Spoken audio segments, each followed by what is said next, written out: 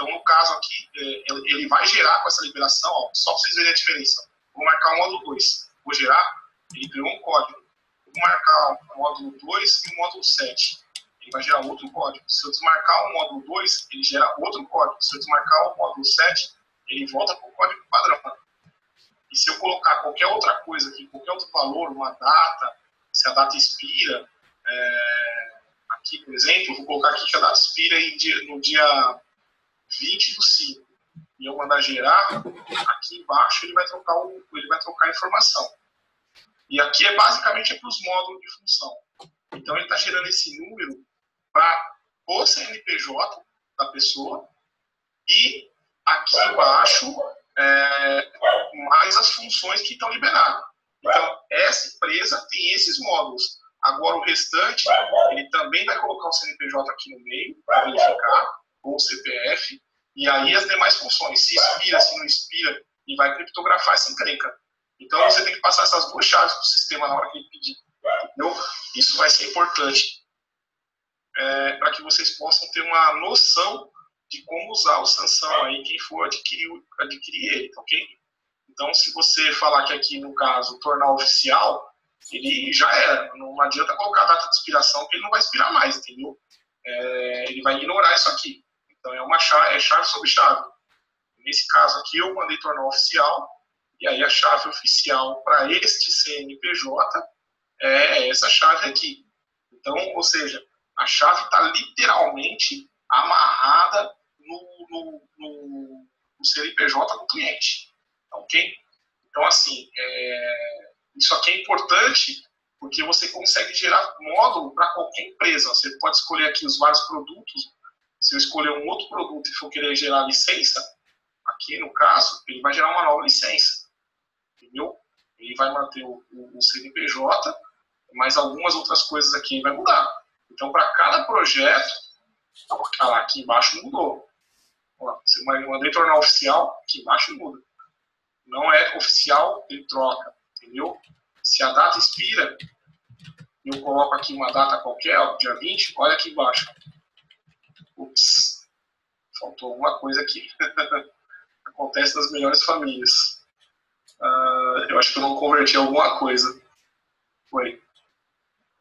A data de expiração não converti, peraí. Faz parte.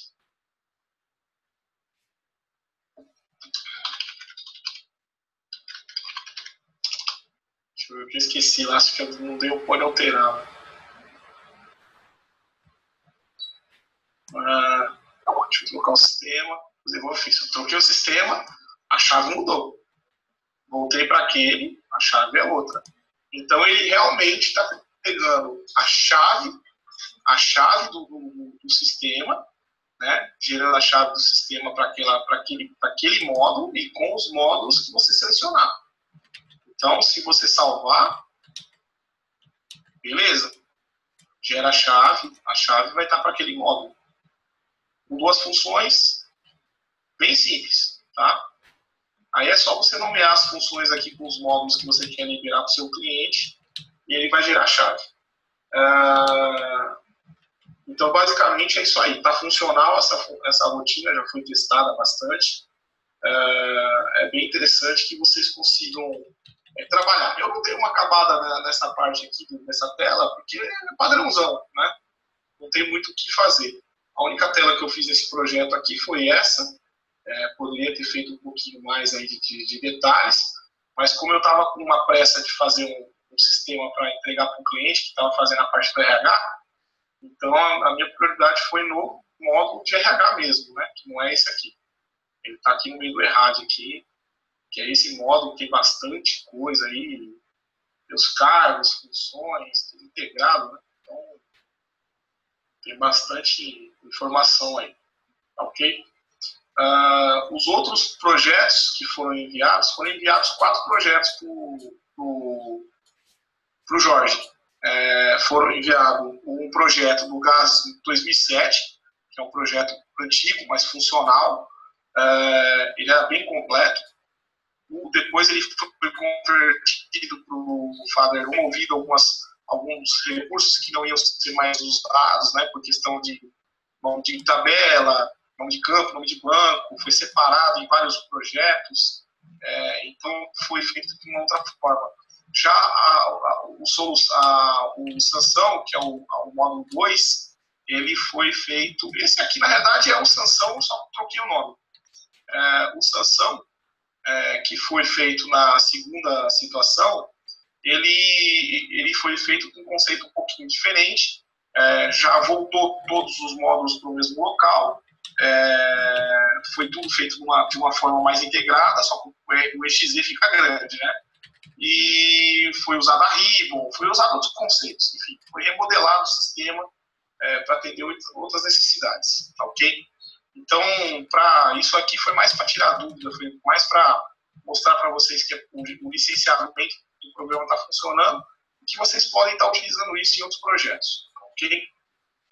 Eu vou abrir aqui o exemplo de aula novamente.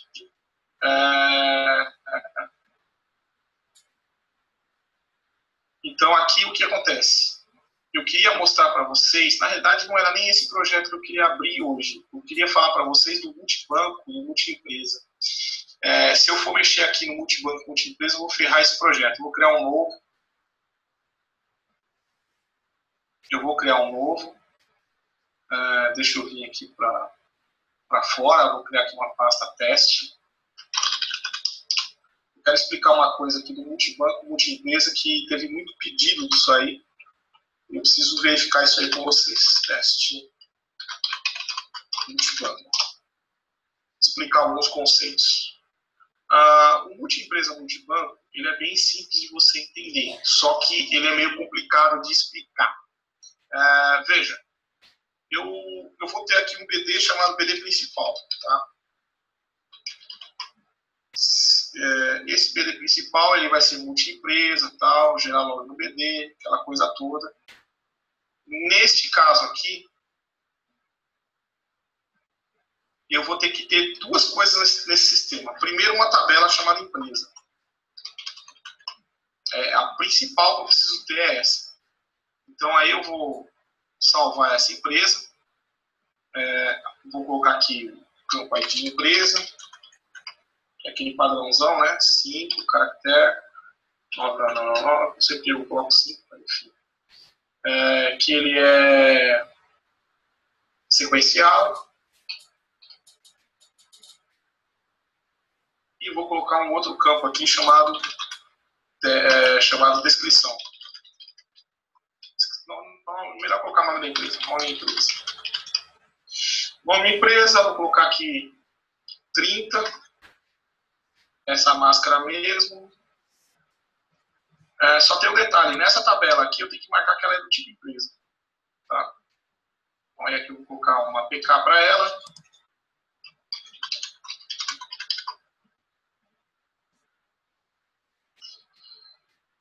Beleza. Aqui, então, eu tenho também que marcar, a partir do momento que eu marquei que essa empresa aqui é do tipo empresa, essa tabela é do tipo empresa, eu vou poder selecionar aqui que ela é uma descrição para a empresa. Tá? Essa é a parte mais básica. Agora vamos para a parte mais complicada. Para você ser eficiente no sistema multiempresa, você tem que pensar agora, a partir de agora, o seguinte. Esse aqui vai ser o BD por empresa. Que ele vai ser o BD multiempresa. Tá? Aí aqui, ó, separado por empresa. Se você não fizer dois bancos de dados, não tem como habilitar multibanco. Não tem como você fazer isso, selecionado por empresa. Esse aqui é BD por empresa. Agora você tem que planejar o seguinte. Você quer uma tabela parâmetro por empresa, é aqui que você vai cadastrar a tabela parâmetro. Então, vou colocar aqui, ó, tá, parâmetro empresa. Ok? Aí aqui você vai colocar os campos parâmetros. Campo 1, campo 2, né? Vou colocar aqui uns 30, só para teste. Vou marcar que vai permitir nulo, que é um campo parâmetro, né? Não precisa de índice, apesar de você poder colocar, mas ela é uma tabela do tipo parâmetro. Então, beleza. Essa tabela aqui, para cada empresa que você criar, ele vai fazer uma cópia desse plano e essa tabela vai ser única para aquela empresa. Se você colocar uma tabela em parâmetro aqui, o que vai acontecer? ela vai ser parâmetro do sistema e não de cada empresa.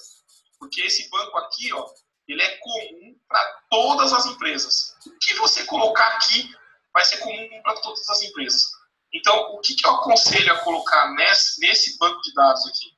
Tabela de CEP, tabelas do governo que são estáticas, tabelas que são fixas, que vai ser comum para todas as empresas, todos os ramos de atividade, tabelas de CFOP, tabelas de CBOs, né, que é os Códigos Brasileiros de Ocupação, enfim, tabela de cidades, tabela de estados, tabela de bancos, coloca tudo aqui. Porque vai ser comum para todas as empresas. Então, todas elas vão pegar dessa aqui. Agora, o que for específico para cada empresa, você tem que colocar nesse. Então, um exemplo, se eu chegar aqui e colocar uma tabela de clientes aqui, o que vai acontecer? O cliente cadastrado na empresa 1, ele vai estar na empresa 2? Não, não vai. Ele vai estar na empresa 1 e acabou. Se aquele cliente precisar fazer uma compra na empresa 2, ou na filial 2, ou na loja 2, que seja, ele vai precisar ser cadastrado novamente. Então, se você não quer essa situação, porque tem situação que você precisa disso. Se você não quer essa situação, você tem que colocar o clientes aqui, que aí ele é comum para todas as empresas, certo? Ele vai ser comum para todas as empresas. Se você quer que o cliente seja um cliente para cada empresa, ele tem que estar aqui. Se você não planejar isso certo, o teu sistema multi-empresa, multibanco não vai funcionar certo. Entendeu? Isso é o básico do básico. Então, qual é a diferença? Se eu vim aqui e colocar uma tabela chamada parâmetro, e vou colocar aqui ela no tipo parâmetro, e vou colocar aqui, campo 1. Eu posso fazer isso? Claro que eu posso. Essa tabela parâmetro, ela é de todas as empresas. Essa tabela parâmetro é por empresa. Então, é importante que você explique explique bem para o seu cliente como que ele quer operar o sistema. Não dá para depois da tabela estar aqui, de clientes, você vir e jogar a tabela para cá. Sabe o que vai acontecer? Todas as suas telas vão ser apagadas. Todos os seus relatórios vão ser apagados. Porque a hora que você pegar aqui, clicar, remover esse cadastro de cliente daqui e jogar ele para cá, todas as telas que estão vinculadas a esse banco e a essa tabela vão desaparecer. Então, o teu projeto vai definir como você vai trabalhar dali para frente. Então, o que acontece? É necessário uma atenção muito grande nisso. Eu estou sendo repetitivo? Por quê?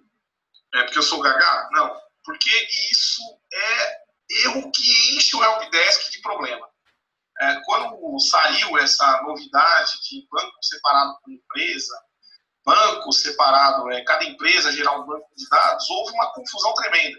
Teve gente que perdeu perdeu telas feitas, projetos, né? Aqueles que não fizeram backup e tiveram que começar do zero. Porque pegava o banco de dados que estava aqui, ele vinha no copiar aqui, né? Que é assim que a gente faz, ó. Você vem aqui, ó, copiar, ó que legal. Você chega aqui e colar, olha lá, ele trouxe a tabela para cá. Aí o cara vinha aqui e fazia isso, delete. Sabe o que acontecia com a tela que estava vinculada a isso aqui? Mal.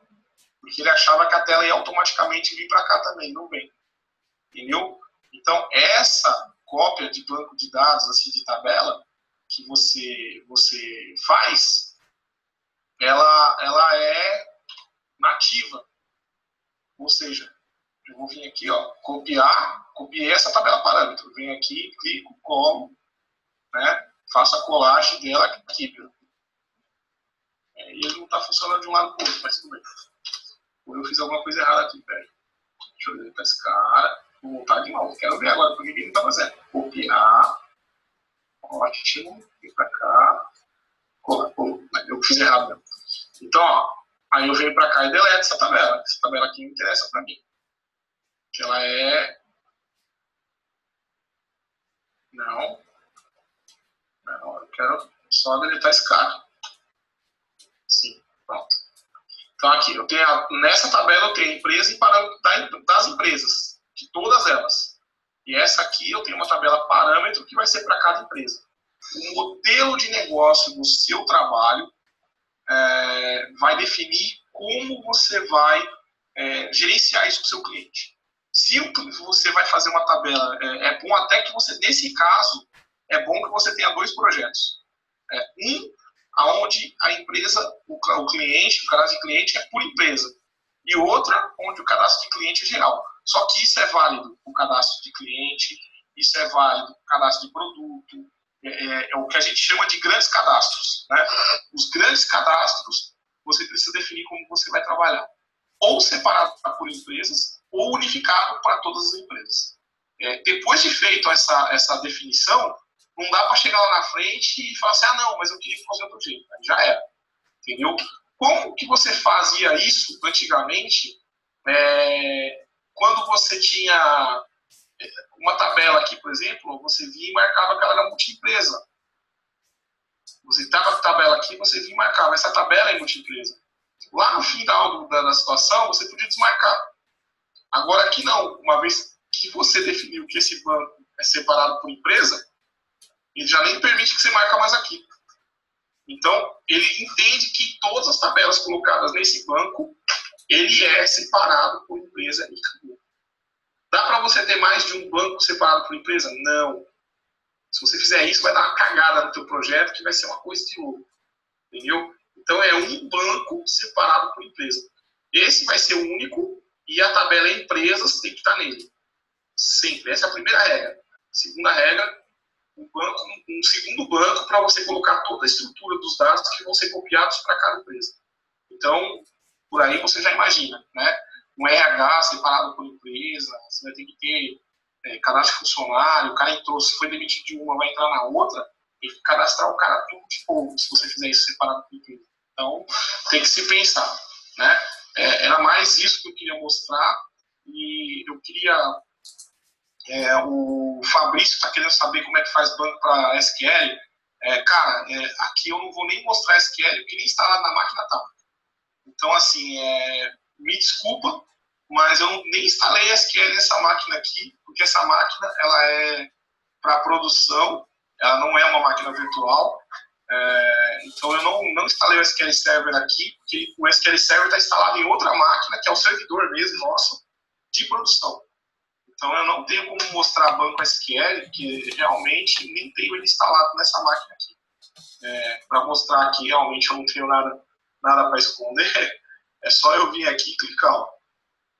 Acho que vocês estão vendo aí a tela, né? Ó, tudo que está instalado aqui, ó. Não tem nada do SQL Server aqui ainda. Tá? Não deu tempo de eu instalar. Tem uma pancada de coisa aqui, mas voltada mais a isso aqui. Entendeu? Essa máquina foi terminada ontem, que ela deu um problema também, mas aí o problema é outra situação. Então não tem como mostrar para vocês nada de SQL nesta máquina aqui. Posso até preparar alguma coisa na próxima aula para poder mostrar para vocês aí a criação, o processo de instalação da SQL, para quem não sabe. Então a gente já pode até combinar na próxima aula a gente fazer a instalação da SQL Server, que eu não vou usar. Posso até instalar aqui só para poder mostrar o passo a passo da instalação da SQL e a criação do script e execução do script do SQL Server. Ok? O Ernesto vai fazer uma pergunta, deixa eu ver.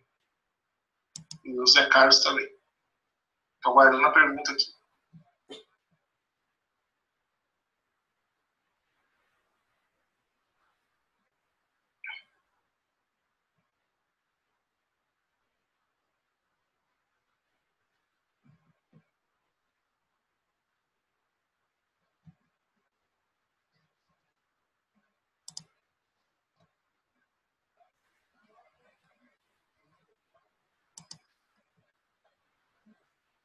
Estou guardando a pergunta do Ernesto aqui e do José Carlos.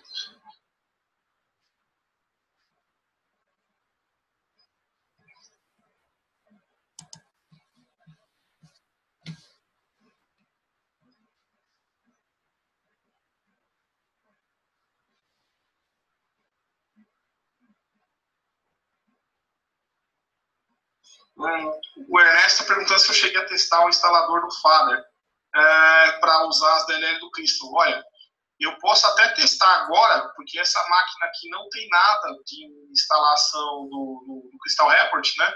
E eu também não vou usar ela, mas eu posso fazer uma máquina virtual e fazer o teste. Ou usar essa aqui e depois desinstalo. Não testei para verificar o que acontece, né? Mas eu sei uma coisa, Ernesto. Relatório do Crystal Report, você tem que colocar manualmente para ele levar o arquivo do relatório, né? E as DLLs, eu creio que vai ter que fazer uma manobra. Se eu não me engano, eu tenho aqui um arquivo antigo, deixa eu ver aqui.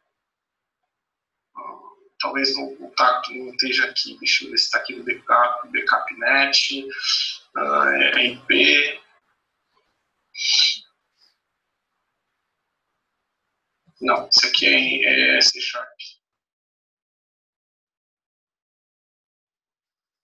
Também é C#.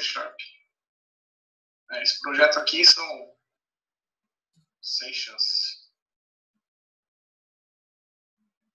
Não tem nenhum aqui que tenha esse. Esse aqui talvez tenha. Deixa eu ver se esse aqui tinha, porque era mais antigo. Deixa eu ver o instalador dele. Esse aqui tem vários módulos.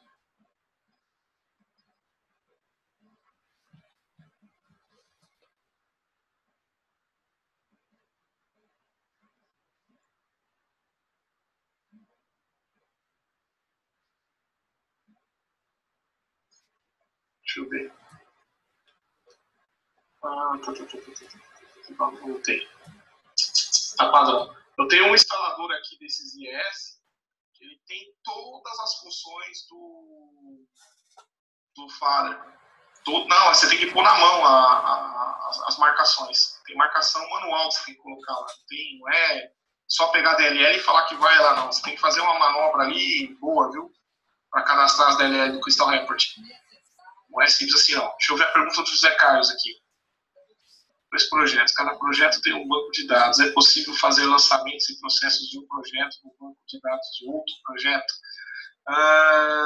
Cara, vou te falar uma coisa. Tem.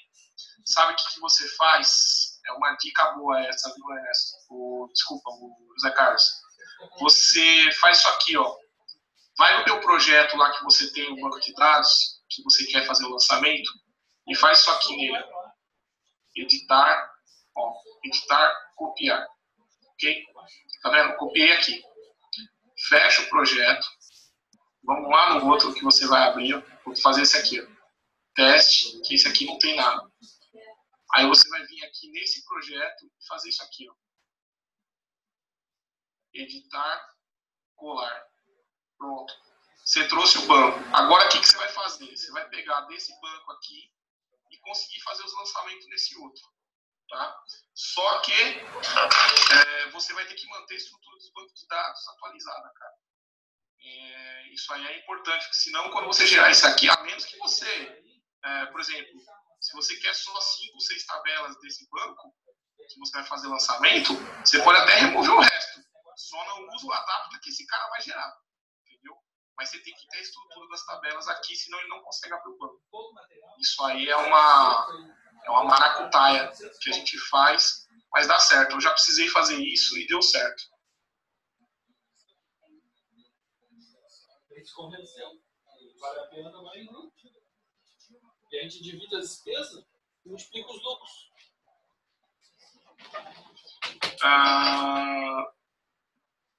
Eu tenho uma pergunta aqui do Eudimar. Deixa eu ler ela aqui. Ó. Se eu tiver uma consulta feita e eu usar essa consulta como base para uma tela, isso gera o adapta? Tenho que fazer essa consulta no SQL para usar o adapta? Porque eu uso somente o adapta, usando somente o adapta gera erro. Olha, quando você fala de consulta, você tem que criar a consulta aqui. Ó. Se você não criar aqui e não vier aqui no script mandar gerar o script da consulta, ele não vai gerar um adapta. Ele não vai gerar um adapta. Você tem que marcar gerar um adapta.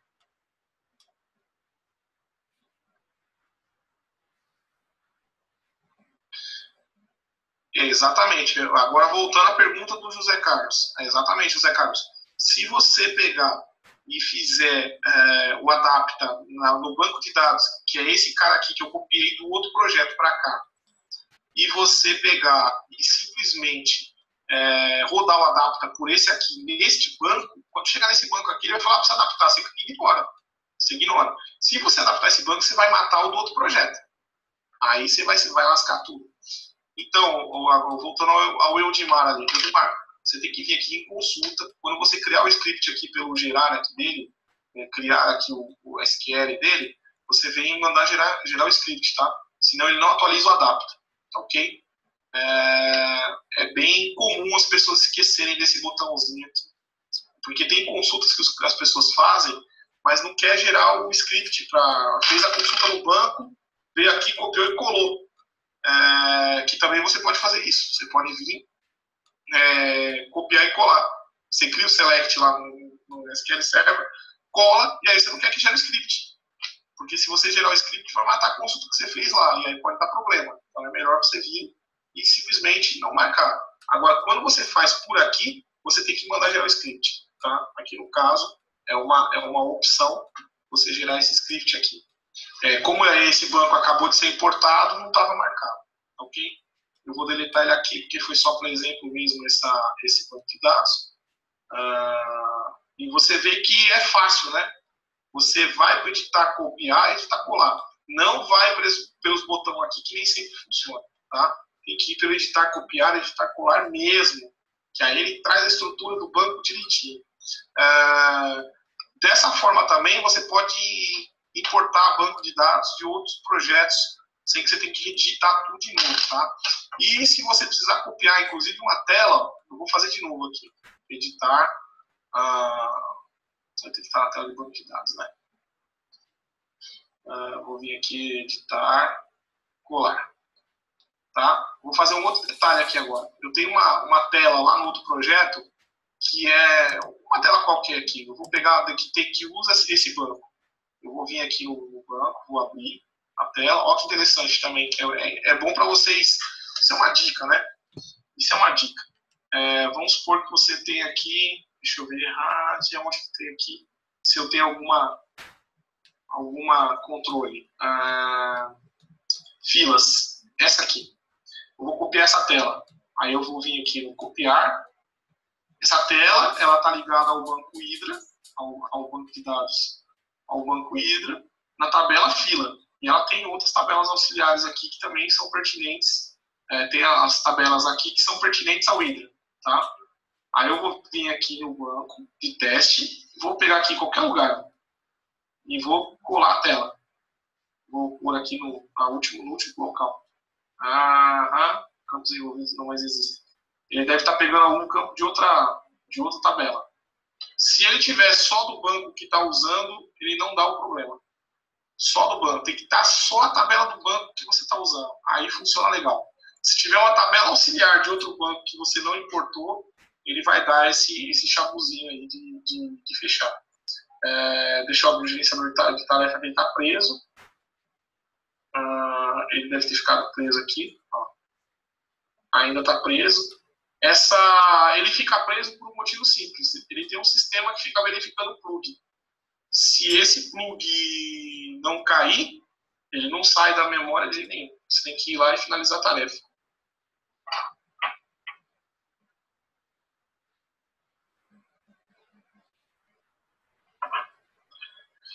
Uma pergunta do Fabrício aqui para verificar se tem do skin, né? Cara, o skin não funciona no Father. Não vai funcionar, porque o Father tem outra metodologia de trabalho. Tinha um rapaz aí que estava até vendendo o skin lá, o skin gás, né? Mas não tem como aplicar o skin no Father devido aos tipos de componente que o Father trabalha. Ele trabalha com componente em memória e não com OCX. Para fazer skin tem que ser OCX. Entendeu? Então, assim, essa dica de copiar a tela, você consegue copiar a tela numa boa, desde que não haja nenhuma tabela envolvida com aquele banco de dados que não está na sua copiado, né, na sua estrutura. Então, aqui, provavelmente, nessa tela aqui, eu devo ter algum banco auxiliar aqui que não está no Hydra, alguma coisa assim do tipo. Algum lançamento. É bem provável que ele está pegando alguma variável de outro banco e aí dá esse problema. Fora isso, ele é bem acessível. É bem acessível para você copiar a tela de um projeto para outro. Primeiro você copia o banco, depois de uma tela de um projeto para outro, você consegue copiar a tela. Entendeu? É bem fácil isso aí, bem interessante. Vamos lá.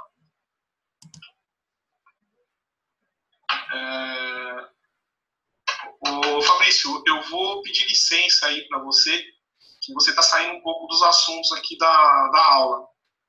Então é o seguinte, eu não posso falar nada da SSI, tá? O que a SSI vai fazer ou deixar de fazer, eu não posso comentar nada. Esse é assunto interno deles lá. Ele está perguntando aqui se a SSI, bom, vocês estão lendo aí, né? Se a SSI vai plantar skin, cara, não sei, não posso comentar isso também. Se eu soubesse também, eu não sei. Mas se eu soubesse também não poderia comentar, beleza? Então, vamos se atentar no que a gente está aqui, porque só tem essa aula e a próxima, tá? Então, tentem aproveitar o máximo aí, façam perguntas pertinentes ao Fábio, ao trabalho com o Fábio. Caso contrário, vai ficar difícil da gente conseguir mais pessoas aí para fazer alguma pergunta, porque aí a gente vai mudar de assunto aqui rapidinho. Eu vou falar agora sobre a parte de implantação de outras coisas aqui em código, que eu preciso explicar para vocês uma parte mais avançada.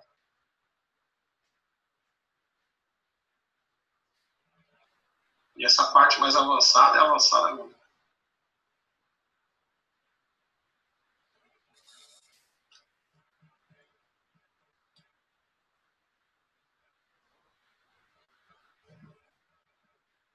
Vamos lá. O modelo de projetos, né? O modelo de projetos, que eu trabalho, ele tem algumas características. Todas as telas ela tem um Fload e um Factivate.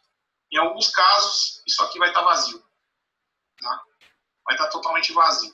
Por que isso vai estar vazio? Porque naquela tela específica eu não tenho o código necessário para o Fload nem para o Factivate.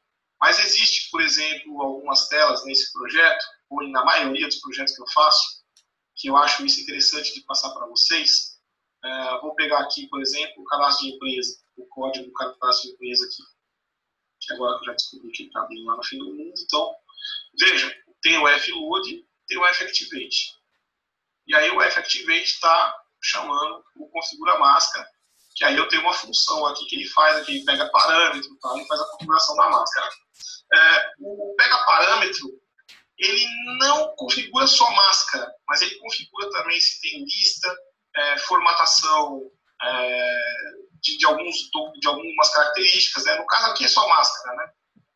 E veja, ele também tem a função checa parâmetro.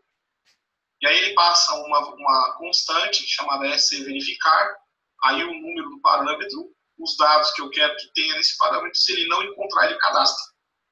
Então, ele é autodirecionável, né? Ele é inteligente nessa parte.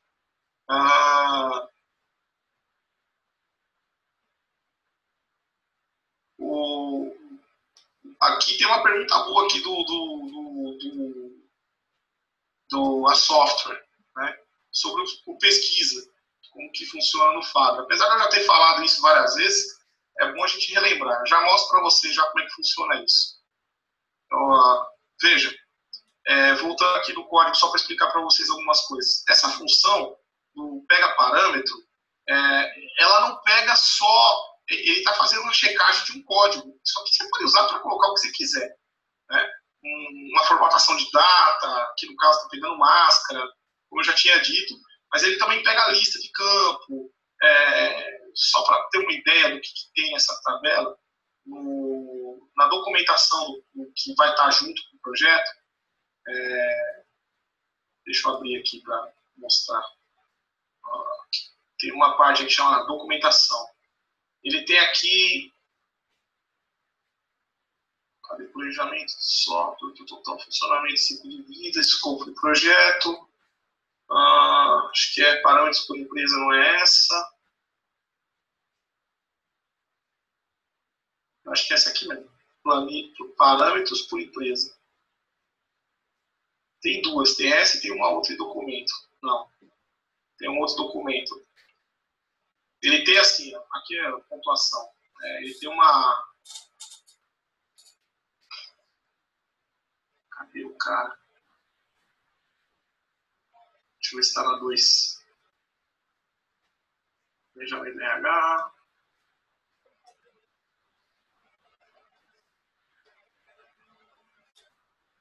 Manual. Eu vi uma palavra aqui, manual. É ela mesmo. Cadê? Manual dos parâmetros, é esse aqui. Veja, ele não tem só valores, ele tem listas também, ó. Então, parâmetro 010101 é uma lista. Proveitos e descontos. Aqui normalmente seria uma tabela fixa no Fábio, um campo com valor fixo, né? Esse aqui também, ó. As funções que o sistema vai ter, acrescentar, descontar, contar, constar, aqui os valores, né? Aqui débito e crédito, são aquelas listinhas fixas que você tem, às vezes você precisa colocar mais uma, você tem que adaptar o banco. Dessa forma você fica livre para colocar o que você quiser. Então veja, que tem aqui até caminhos de arquivos você pode colocar nos parâmetros, ou seja, ele aceita qualquer tipo de informação que você precisar colocar, não somente máscaras, né? Aliás, máscara que é o de menos, né? Até aqui alguns parâmetros, esse documento também vai para vocês aí que está adquirindo aí o Sansão, ok? E os outros projetos que estão juntos lá. E o Sansão é o único que usa essa tabela de parâmetro dessa forma. Os outros usam tabela de parâmetro comum, né? A máscara para licenciamento, tem algumas características aí bem específicas dessa versão, né? Aqui também 1/4, 1/3, 1/2, inteira, que aqui é para pizzaria, né? 1/4 de pizza, 1/3 de pizza, meia pizza, pizza inteira, por aí vai. Que aí são sabores, por aí. Então, tem alguns parâmetros que são gerais, os que estão com XX aqui não foram usados, porque ainda não tem um módulo de frota, mas ia ter. E aqui tem uma estrutura de como foi montada a estrutura dos parâmetros no estilo contábil, né?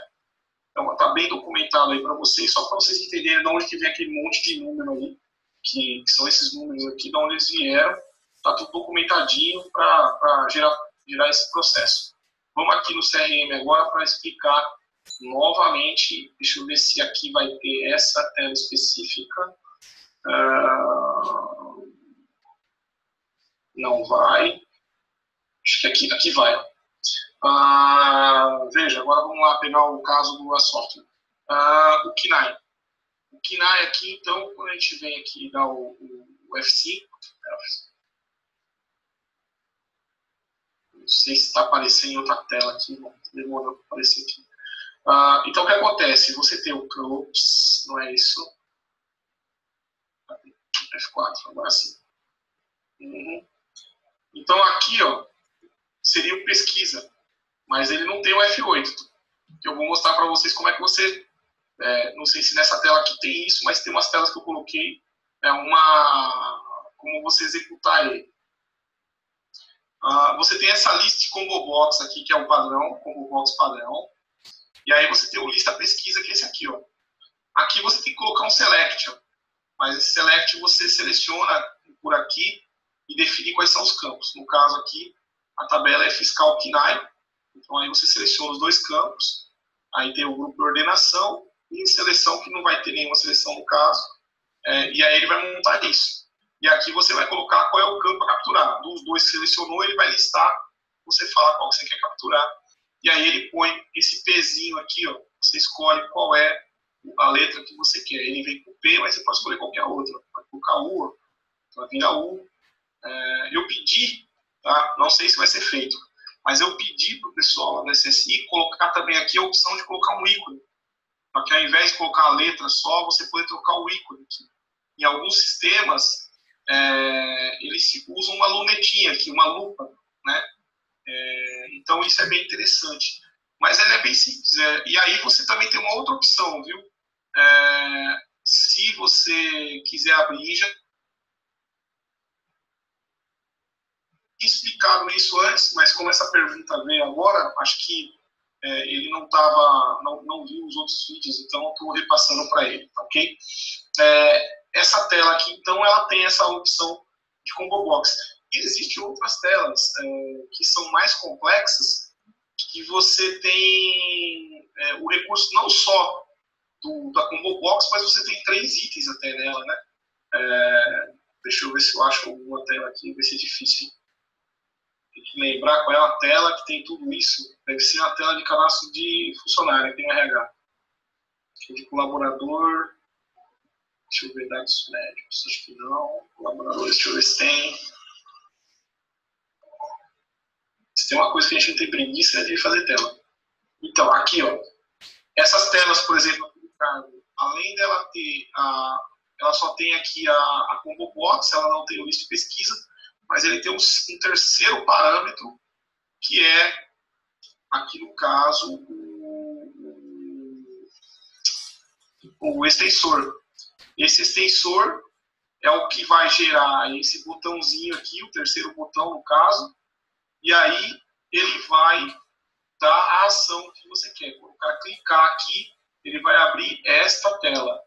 Então, esse extensor, que eu coloquei aqui como reticências, ele tem essa ação aqui do clique, tá? Essa ação do clique se refere não ao clique no test box, mas ao clique nesse botão. É um recurso antigo, vem desde o GAS 2007, 2003, acho que não tinha ainda esse recurso. Eu lembro que no GAS 2003 eu fazia isso aqui na mão, eu colocava o botãozinho do lado, colocava um ícone, e aí ficava um negócio bem bacaninha. E aqui é o lista pesquisa normal, né? O lista de combo box e lista pesquisa que está em branco, não tem nada. Se tiver o lista pesquisa, você pode ver que ele vai colocar um terceiro argumento aqui, ó. Vou colocar aqui, por exemplo, o extensor aqui, ó, só para vocês terem uma ideia aqui, o P, para vocês verem como é que fica. Fica com os 3, ó. Então, quando tem a lista pesquisa, ele vai pôr o Pzinho, a setinha do combo box normal e os 3 pontinhos que eu coloco aqui é para abrir outra tela. Existe uma forma que eu vi um código, uma vez eu peguei e fiz um código, onde você tem aqui numa ação, acho que do keypress, você captura o F8, tá, já sei onde está o código. Ele está aqui nesse projeto aqui, o exemplo. Ops. Cadê ele? Teste FT. Esse cara aqui. Deixa eu ver se ele. Um exemplo de aula de vocês aqui esse cara aqui, esse cara. Tem algumas telas aqui que tem isso. Deixa eu ver se é o caso. Tem a ação do keypress. Deixa eu ver se é esse cara aqui que tem essa opção. Ou é essa. Você aperta.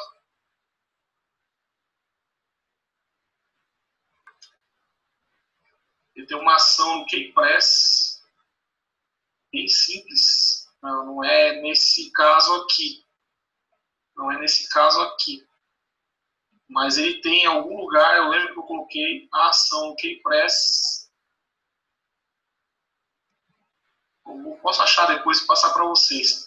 É uma ação que quando o cara aperta, por exemplo, o F8 ou qualquer outra tecla que você quiser, ele abre a pesquisa ou abre a outra tela. Nesse caso, acho que eu mandei ele abrir a pesquisa. Eu fiz isso em acho que umas 2 telas aqui de teste. Não fiz isso em todas, não. E aí ele abre a tela de teste ou abre a pesquisa e cancela o F8, porque o F8 no Father, ele é navegar para frente, né? Então, se você apertar F8, ele vai para o registro para frente. E ali, no caso, ele executa a ação daquele controle, você tem que estar no controle, né? Você dá F8, se você der F8 na tela, ele vai para o registro para frente. Mas se você estiver dentro do campo, você dá o F8, ele abre a lista de pesquisa para você. É um código muito simples, cara, muito simples e bem bacana de ser usado. Eu estou tentando achar onde ele está aqui, mas realmente não vai rolar aqui. Não vai rolar mesmo. Para mim achar de cabeça vai ser impossível. Mas eu sei que eu fiz isso em algum lugar e foi nesse projeto que eu passei para vocês. Foi umas 2 telas que eu coloquei isso e eu achei bem bacana essa interação. Não é aqui não. É porque tem um combo box. Ele tem uma combo box. Deve ser em tela grande, onde tem bastante coisa. Produtos, talvez. Eu sei que é um código bem simples e eu achei bem interessante. Eu achei bem interessante mesmo. Não é produtos.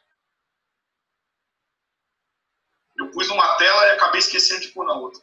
Esse que foi o problema. Eu não lembro se eu pus na entrada, se eu pus na... Aqui, ó. Esse cara aqui, ação do Keynote, achei. Tá na tela de notas de entrada. Vocês podem analisar isso aí que vocês já receberam esse projeto aqui. Então, assim, ó, o que ele faz? Aqui no caso, ele está QF2. Você pode colocar aqui no QF8, também vai funcionar. Tá? Então, aqui, se o cara apertar F2, ele vai chamar esse boot click in. Ou seja, se eu executo o código nesse cara, ele vai chamar a tela de fornecedor. Ação ok, não. Aí, ó. Isso, garoto, isso aí mesmo. E fiquei código igual a 13, deixa, cliente é isso aí. Tá vendo? O José Carlos é um cara que colabora, tá vendo? Aí sim, mas o código é bem esse mesmo. Então é só você dar verificar aqui o código e é isso aí mesmo. Ele está aqui, ó. Exatamente esse código, só que aqui eu não coloquei o keycode igual a 13, né? Aqui no caso eu coloquei o VB QF2, que é o F2 mesmo, né? Se o cara der Enter, por exemplo, ele vai passar para o próximo campo normal. Aqui, não esquecer de colocar o keycode igual a 0 no final, para ele cancelar o keycode, né? Enviar nada, senão ele vai executar o F8. É um código simples, mas muito funcional, tá? Só que você tem que pôr em todos os controles, né? O fato ele tem um problema. O INDEV, nesse caso aí, né, as ferramentas, não é o INDEV em si, mas as ferramentas de código de quarta geração, de linguagem de quarta e quinta geração, aí entra o Delphi, entra o C#, entra o Java, entra o INDEV, você consegue criar esse bloco de código num evento e você compartilhar aquele evento para vários controles. Então isso é interessante. O VB não faz isso. Você tem que copiar o código para cada controle. Você não consegue compartilhar o evento, né, para mais de um controle. Não há como. A menos que você use uma app. Aí você consegue. Você executar, por exemplo, uma app que capture o F2 e aí você verifique em que controle ele está e o que ele deve executar. Aí sim. Mas a app é um pouco mais complicada.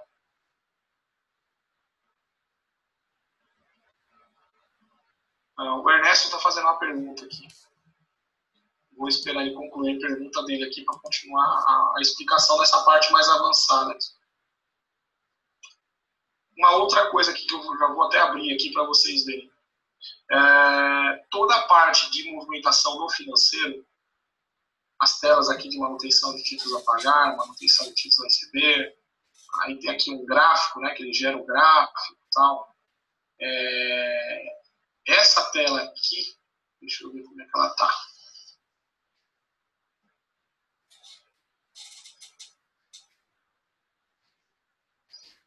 Olha, a pergunta do Ernesto aqui foi bem pertinente, viu? É interessante. Ele fez uma pergunta que é dúvida de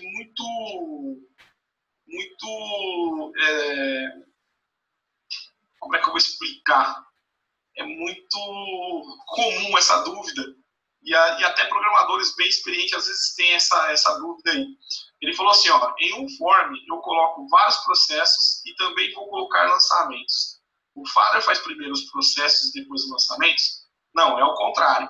Ele faz primeiro os lançamentos e depois os processos. Como é que a gente verifica isso? é bem simples, Ernesto. A parte de código aqui do programa, eu vou abrir aqui o VB para você ver aonde isso acontece. Eu vou pegar aqui o exemplo de notas fiscais de entrada, ou notas fiscais de saída. Vou mostrar para você. O que determina em que momento algo vai ser feito é as condições. Então, aqui nos forms, eu tenho aqui o form de entrada. Deixa eu pegar aqui. Saídas, né?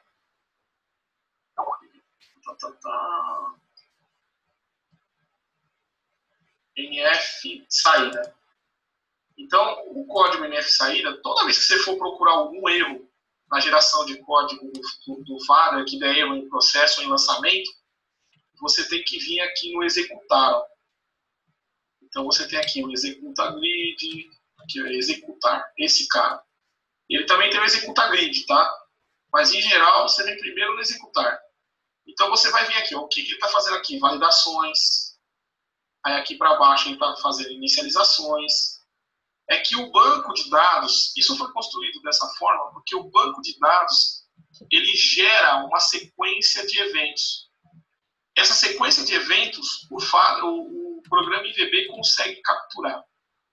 Então, ele pega primeiro, está fazendo o que agora? É um ele está inicializando o campo.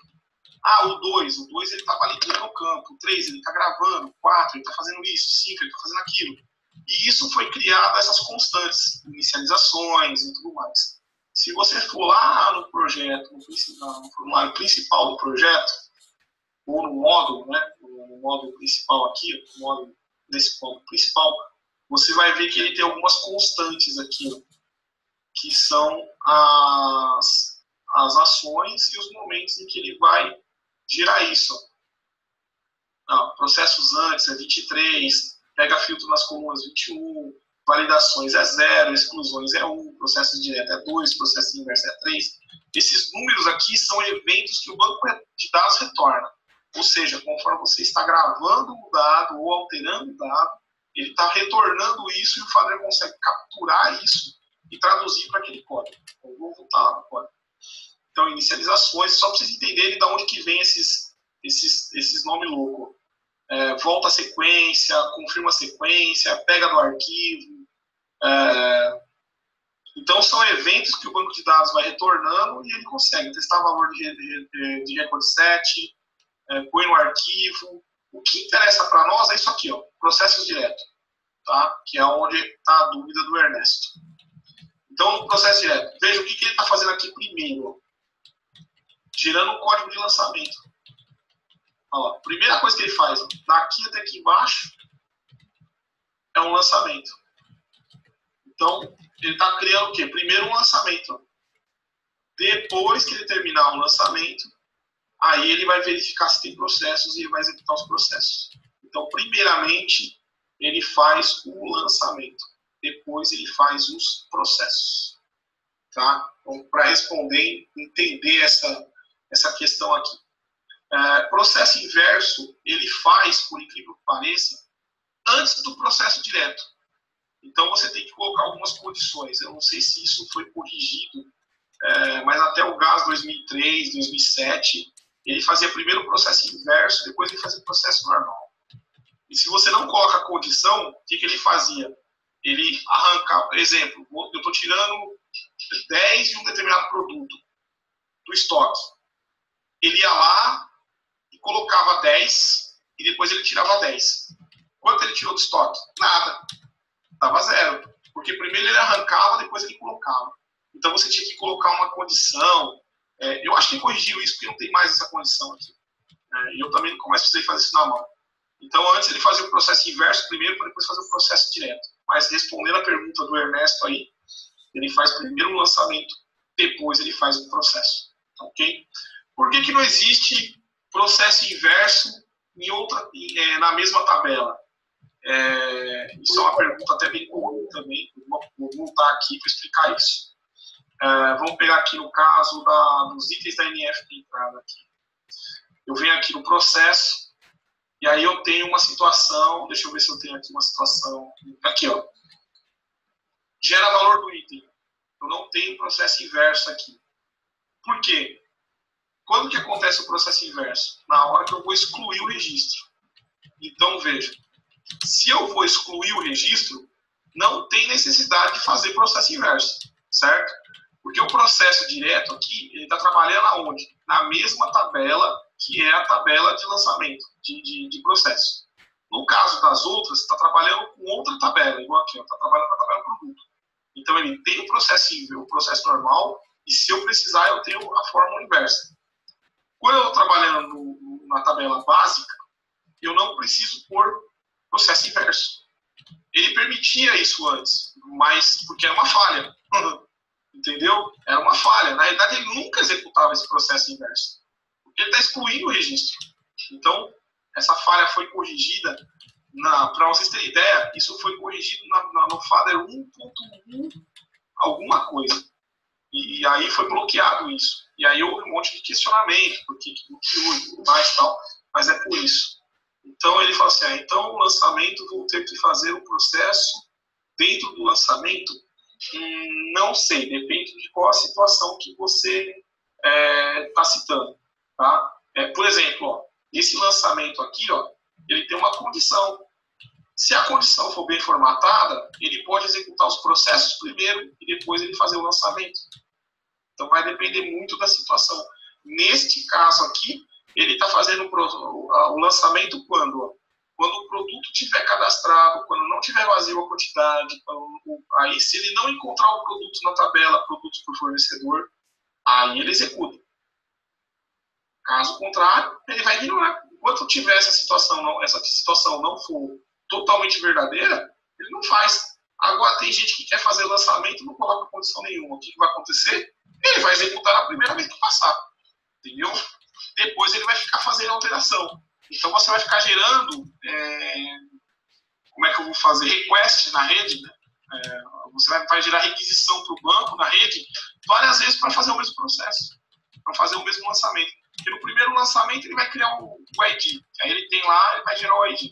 O segundo ele vai colocar quem é o fornecedor, vai colocar o voluntário, a quantidade, a data, porque esses dados não foram colocados naquele primeiro momento. Aí é onde a aplicação fica lenta. Numa tela ele fica dando um monte de piscada, porque você não colocou a condição e ele está gerando refresh na rede toda hora. E aí a aplicação fica uma carroça. Entendeu? Então, projetar a condição de forma válida, igual aqui, ele só vai fazer quando eu tiver cadastrado o código do produto já, quando eu tiver a quantidade informada, e se ele não localizar, ele vai dar um PTAB aqui, ó, se ele não localizar na tabela produtos do fornecedor, este código e esse fornecedor. Se ele não localizar, aí ele vai incluir esse produto para esse fornecedor, aí vai pegar esse valor unitário, essa quantidade e essa data. O que eu estou fazendo aqui nessa parte do projeto? Ele está gravando para que eu não tenha que ficar amarrando que fornecedor fornece qual produto. Eu estou cadastrando isso automático. Como eu sei quem é o fornecedor desse produto, né? Quem é o fornecedor desse produto, eu já estou gravando, ó, esse produto também é fornecido pelo fornecedor tal. E aí, se um outro fornecedor amanhã ganhar uma concorrência, eu vou cadastrar esse fornecedor para aquele produto. Então, quando eu entro aqui na tela de produtos, isso é bem interessante para vocês entenderem. Quando eu entrar aqui na tabela de produtos, ó, que é essa tela aqui, eu já vou saber aqui quem são os fornecedores desse cara. É essa tabela aqui que ele está preenchendo automático. Para cada fornecedor que eu comprar esse produto, este produto aqui, para cada fornecedor ele vai criar uma linha aqui. Para esse produto, com esse fornecedor, eu vou saber qual foi o custo, a quantidade comprada, a data da última compra. Então eu tenho uma cotação online aqui, ó, atualizada. É só eu bater o olho aqui, eu já sei quem é o fornecedor. Aí se meu patrão perguntar para mim, mas por que você comprou desse cara? Eu falo, porque pelo histórico ele tem o preço mais barato. Matou a charada, entendeu? Se eu quiser criar uma cotação automática, é fácil, é só eu pegar e mandar imprimir os 3 últimos fornecedores desse cara aqui já. Porque já tem a tabela pronta, não preciso ficar lendo pedido, não preciso ficar lendo um monte de coisa. Então ele vai gerando isso automático. E aqui é a movimentação, que é outro lançamento feito também, lá naquela parte de lançamentos, né? Da entrada da entrada de NF. Acho que tem 2 lançamentos aqui, lá, gera a movimentação, que aí ele também tem a condição. Não está vazio o produto, não estar vazio a quantidade. Se o produto estiver vazio e a quantidade estiver vazia, eu vou gerar lançamento para quê? É inútil. Não tem o produto, não tem a quantidade, não adianta nada, eu vou ficar gerando lixo no banco de dados. Então, quando tiver o produto e a quantidade, que é o que interessa, eu vou gravar. Aí ele vai gravar a quantidade, o ID da movimentação é sequencial, não preciso, a data, o produto, a quantidade disponível. Ele está fazendo um cálculo aqui, né? Como a quantidade é de entrada, então ele vai pegar a quantidade disponível, mais a quantidade que ele está entrando, a quantidade de saída é 0, aí ele vai fazer quantidade mais quantidade, está somando. No processo de saída, ele faz inverso. Esse aqui é 0, esse aqui tem a saída, e aqui tem o menos. Então, ele vai fazendo a contabilização online. Quando você entra na tela lá do produto novamente, vamos lá, tem a tela de movimentação. Aqui embaixo, vai ter a tela de movimentação. Então, ele vai estar assim, movimentação, número tal, data tal. Aí, quantidade disponível que tinha, a quantidade que entrou, a quantidade que saiu e a quantidade atual. A origem da movimentação, o número do documento. A origem da movimentação, ele vai colocar um número do documento. Né? Vai colocar assim, entrada de produto. No documento de origem, o responsável, a empresa que gerou essa movimentação. Então, aqui ele tem a contabilização de toda a entrada e saída do produto desde do seu cadastro. Né? Então, ele tem lá uma entrada e saída, um débito e crédito do produto. É bem simples de fazer porque você só tem 2 tabelas aqui, ó. São 2 lançamentos. Esse primeiro lançamento que gera o produto fornecedor e o segundo que gera a movimentação. E se eu excluir esse item do pedido, ele vai excluir o lançamento. Então eu já tenho que ter o produto, já tenho que ter a quantidade não vazia. Ele vai lá e faz o débito, ele faz a fórmula inversa aqui do lançamento. Para quem não sabe gerar o lançamento, isso é importante. Para que você faça. Agora vamos lá aqui, um outro detalhe aqui, na NF de saída que ela é um pouco mais complexa. Que a NF de saída tem as parcelas, todos eles têm as parcelas, mas esse aqui é o mais complexo. Veja que aqui, na quantidade de lançamento, ele pega pelo número de parcelas que está na condição de pagamento selecionada, que é uma tabela auxiliar, né, que é essa condição de pagamento aqui, que está amarrado ao ID da condição de pagamento, que está na tela. Então, aqui, por exemplo, eu tenho a condição de pagamento aqui, ó. Ele vai gravar o ID da condição de pagamento na tabela de nota saída. Então, quando eu clicar, aí ele tem um gatilho, tá? Ele não faz automático, eu não sou gênio. Tem gente que tem mania de ficar, lança a nota, aí gera todo financeiro. Aí o cara vai, esqueci um item, ele vai lá e enfia o outro item na nota aqui, pronto. Fez o financeiro. E que já vai dar diferença no financeiro. Então eu coloquei um gatilho. Quando o cara colocar a NF lançada, que ele marcar que a NF está lançada, isso aqui se torna inviável para edição, não vai mais permitir edição.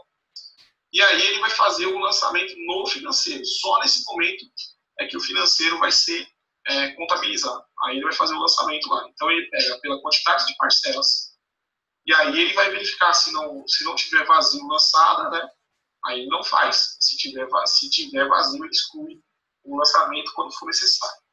Aí ele vai criar o ID, tal, todas as informações, e aqui ele faz aquele cálculo doido, que aí ele tem que acha o valor, né, da parcela, que é uma função, e aqui ele acha, ele pega aqui o valor da NF, divide pela condição de pagamento, número de parcela, e divide ainda novamente pelo número acha o valor da parcela.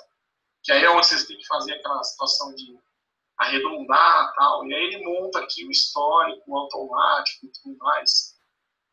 Que essa função aqui, acha valor indexado, é embaçado. Não precisa ter cotação na data, senão ele faz um por um. Mas, enfim, é bem interessante para dar uma estudada também nessa função aqui. O que vocês não podem ter medo, para os novatos aí, que eu sei que tem gente que é bem experiente, mas para a galera mais nova, o que não pode ter medo é de criar código no VB. Porque quando você tem uma estrutura bem feita, igual essa aqui, eu acho, a vencimento, quando você tem uma estrutura bem feita, não vai dar problema com códigos futuros. O que pode dar problema aqui no código futuro? Se os caras arrancar a variável VGNPark. Se os caras arrancar essa variável VGNPark, já era. Esse código vai parar de funcionar. Mas como isso é implícito do Father, ele tem isso já desde o GAS-DOS, acho que se eu não me engano, desde o GAS-DOS já tinha. Então é uma coisa que faz parte da estrutura do sistema, não vai mudar. Agora, esses aqui, ó, PTAB. Antigamente você não tinha o nome da tabela aqui. Você tinha o nome da tabela aqui dentro. Aí mudou. Você tem que colocar agora o nome da tabela, .PTAB, fazer a pesquisa. Né? Então, quem tinha o código antigo usando PTAB, que veio do GAS 2003, GAS 98, já se lascou quando chegou nessa parte. Que aí mudou isso aqui, que já mudou essa estrutura. Virou cotações.PTAB e não PTAB, espaço, cotações, fecha aspa, o índice, os campos, como era antigamente. Então, isso aqui mudou. Aí você tem que fazer a adaptação do código. Mas se você... É uma função que você tem que trocar nos códigos, não é lá essas dores de cabeça também, não. Deixa eu ver aqui a pergunta aqui. É do Lázaro. Caso eu tenha uma condição para a fórmula direta, preciso ter também uma condição para a fórmula inversa? Qual a diferença entre a foto e a foto multimídia? Aí está falando do cadastro daquele vídeo, né? Bom, primeiro, vamos responder a primeira pergunta. Se você tem uma condição para a fórmula inversa, que é o caso aqui, né? Para a fórmula direta, repete a mesma condição na fórmula inversa, a menos que seja alguma coisa muito diferente. Porque é bom que para ele criar, ele tenha uma condição, e para ele excluir, ele tem uma condição também. Porque às vezes o cara faz uma besteirinha ali, tira um campo, se não tem uma condição específica para ele deleta o negócio. Então tem que tomar alguns cuidados. Agora, a diferença da foto multimídia, isso aí é lá no cadastro de produto, né, que você viu. A diferença está aqui, Lázaro. Vou mostrar direto no banco para você entender aqui. Produtos. Aqui. Ele tem foto e foto multimídia. Veja que... Então, ou seja, ele faz uma embed da foto. Ele puxa a foto para dentro do banco de dados. E esse foto aqui, ele é um campo texto. Ele só vai gravar o caminho da foto. Por quê? O uso das duas maneiras, né? Então, aqui no cadastro de produtos, esse sistema aqui é bem funcionalzinho, viu? Pequenininho, mas bem funcional. Tem pouca coisa para acertar nele.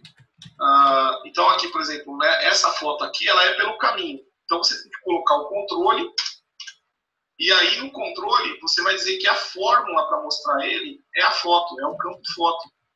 Você tem aqui, quando você vai em fórmula, você tem várias opções aqui, né? Então, no caso aqui, eu vou tirar e vou colocar aqui o F5. Aí você tem o banco de campo, certo? Aí você vai vir aqui e vai colocar, ó, que a fórmula você quer que mostre a foto. Olha lá. A foto é um campo texto de 255 caracteres, que no caso é o caminho. Aí ele vai gravar esse caminho aqui e aí ele vai renderizar a foto aqui. Essa é a diferença. E a foto multimídia não. Ele puxa isso para dentro do banco de dados e aí o banco fica mais pesado, né? Enquanto esse aqui ele pega só o local do arquivo ao invés de trazer a foto toda. A ação para fazer essa pesquisa aqui da foto, que é esse botãozinho de licenças, você tem que colocar um extensor, né? Lembrando, você tem que vir aqui habilitar o extensor para reticências.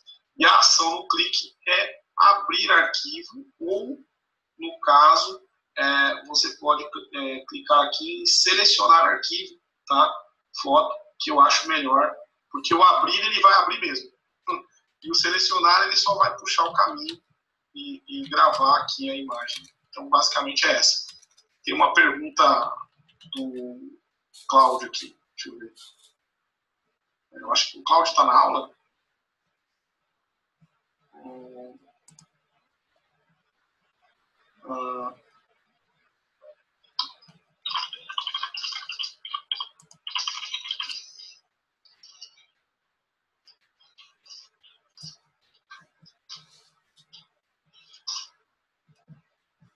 Eu acho que ele não está na aula. Então, aqui, vamos lá. Seguinte, então, essa é a diferença. E essa tela de pesquisa aqui, gente, é aquela famosa tela de pesquisa que eu já mostrei para vocês, né? Você tem que criar um grid, que é esse grid aqui, ó, que é a mesma tabela, tá? É a mesma tabela, que aí você coloca produtos 1, põe a opção de ser ligação com o pai, e aí lá no código dele, você tem aqui um código específico, que é esse aqui, ó, grid itens click. GRD browse, itens click, e esse grid item select. O código importante é esse aqui, ó, iguala o grid de pesquisa com o form de status. Então é esse aqui, ó, grid item select. Aonde que você vai achar isso aqui? Em lugar nenhum, você vai ter que copiar o código e colar mesmo. Nesse caso aqui, quando você tem o grid, ele vai ter esse evento natural dele, dentro do VB. O que vai acontecer? Você tem que criar esse evento do nada. Você tem que vir e colocar o código para ele capturar esse evento, dessa forma. E aí você vai saber qual é a coluna que o grid vai pegar e fazer a igualação dos dois. Esse método aqui é um método mais arcaico, mas ainda funciona. Ok? Deixa eu ver aqui que tem a pergunta aqui.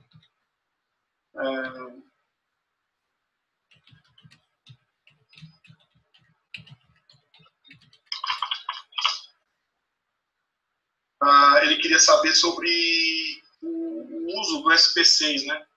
Executar o SP6.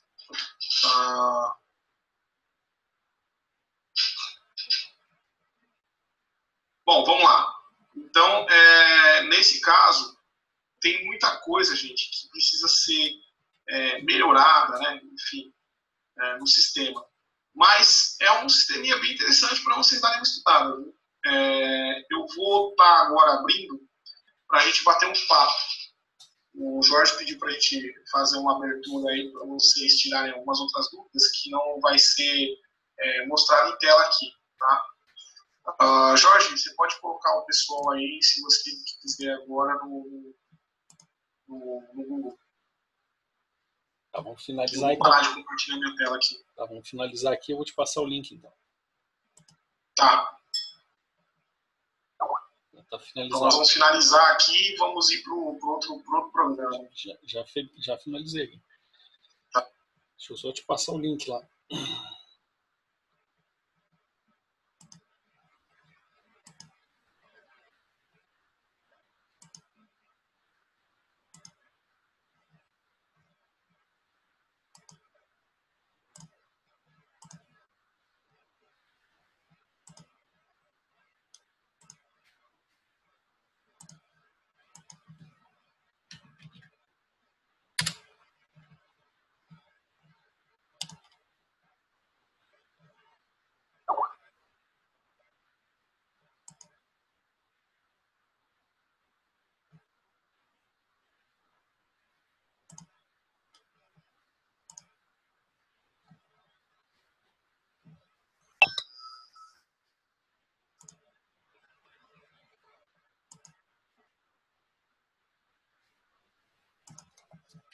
Nova novela das 7.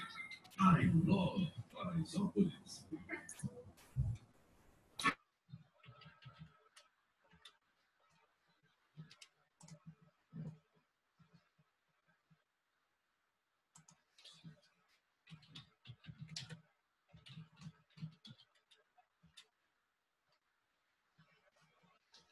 Quem é que tá aí?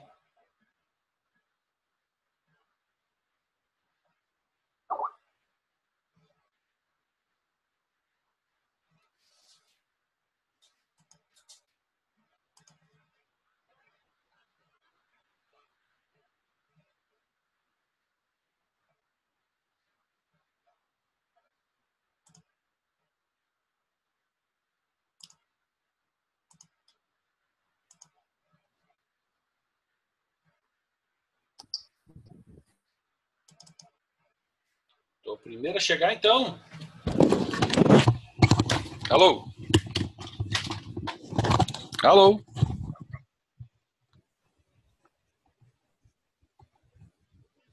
Alô? Alô?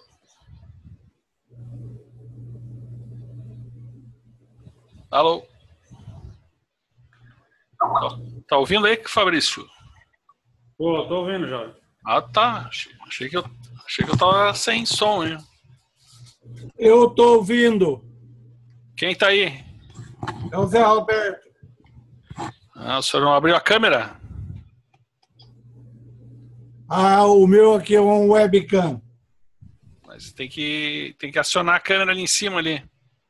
O Ricardo vai participar, Jorge? Ele deve estar entrando aí. Daqui a pouco ele chega. Tá bom. Só não faz muita pergunta para ele. Como é que aciona essa câmera? Estão me escutando aí, pessoal? Olha, bota a tua câmera aí, né? Não some todo mundo. A ideia é ver a cara de todo mundo agora. Preciso ver onde que tá, não tá aparecendo. Ah, achei aqui. Aí eu não estou entendendo esse negócio que funciona. Na parte de baixo tem um ícone aí da webcam. Passa o mouse que ele sobe um menuzinho aí. Os PMs usaram bombas de spray de pimenta, mais de 200 pessoas ficaram feridas. O governador Beto Richter disse hoje que o momento requer equilíbrio e interação dos professores. No Pará, uma greve de rodoviários em 3 municípios da região metropolitana de Belém deixou cerca de 1 milhão de pessoas sem transporte. Os turistas querem 3% de reajuste salarial. Os empresários oferecem muito. Ô, Jorge. Oi? Eu clico aqui e não está liberando minha câmera. Tem um botão aí que a câmera está desabilitada. Tu tem que passar o mouse aí, né? Em cima ou do lado, ou embaixo, que aparece os comandos. Embaixo. Não, tem do lado esquerdo aqui tem. Aonde é que passa o mouse aqui? Embaixo, na parte de baixo. Aí vai subir um menuzinho. Um menu. Aí tem áudio. Aí tem um desenho de um vídeo, né? De uma câmera. Não estou entendendo. Aonde aqui? Embaixo aonde? Quem tá falando?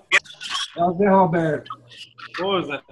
Passa o mouse na parte de baixo aí, do monitor, aí vai subir um menuzinho pretinho. Aí tem o nome áudio, um desenho, um ícone de uma câmera. Aí ele vai estar com a setinha vermelha, no caso, sinalizando que está desativado. Alguém tá me ouvindo? Quem é que chegou aí? Ah, beleza. Tava tinha que configurar o microfone aqui de novo. Bota a câmera também. Eu tenho câmera. Aparecendo na minha cara aí, ou não? Ah, agora tá até que enfim. Não, pior é que é, cara. Eu tô com o micro aqui sem câmera, cara. Infelizmente. Não é que esse micro aqui... Eu vou até acender mão. Aqui eu vou achar ela e vou colocar ela aqui. Mas hoje não vai dar pra fazer isso, não. Ô, Jorge, eu gostei demais desse Zoom aqui. Achei muito bacana. Ricardo? Vamos lá, faz as perguntas aí. Não, pergunta assim. Pode pegar o controle aí. Ricardo. Isso, como é que eu vou pegar o controle? Passar o controle para ele mostrar na tela dele, entendeu?